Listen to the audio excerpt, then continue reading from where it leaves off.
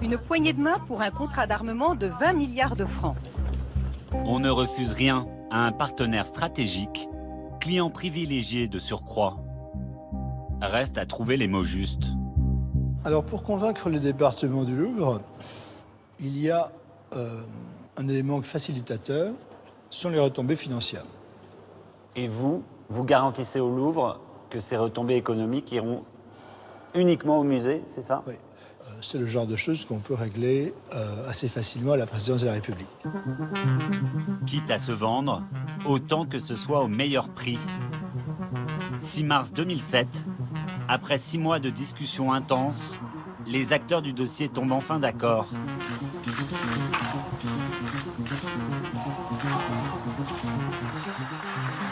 Et l'addition est salée pour Abu Dhabi, près d'1 milliard d'euros sur 30 ans. À ce prix-là, la France vend bien plus que le nom du Louvre. Décryptage avec l'ancien administrateur du musée, homme clé de la négociation. Effectivement, au début, les relations étaient assez tendues parce qu'ils ont demandé « mais pourquoi doit-on payer autant ?» Et on leur a dit « mais parce que le nom du Louvre lui-même, 1, n'a jamais été donné, 2, il est exceptionnel parce qu'il représente, et 3, je veux dire, rien qu'avec le nom du Louvre, vous êtes déjà susceptible d'attirer énormément de visiteurs à Abu Dhabi et donc ça va participer de votre souhait de développement touristique, économique et culturel à Abu Dhabi. » Il existe même un volet secret au contrat qui pourrait rapporter très gros au Louvre.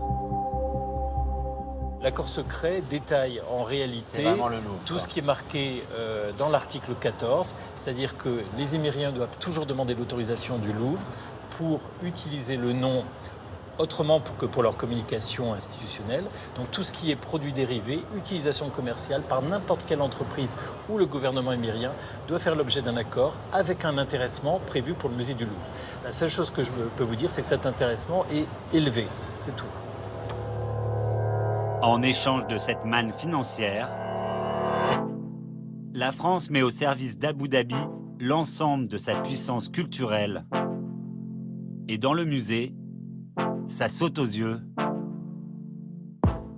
Il est prévu que la collection soit enrichie de près de nos institutions les plus prestigieuses, comme le musée d'Orsay,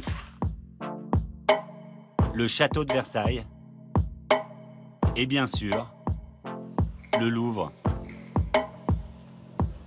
Alors là justement, on a un exemple d'œuvre prêtée par le Louvre au Louvre Abu Dhabi.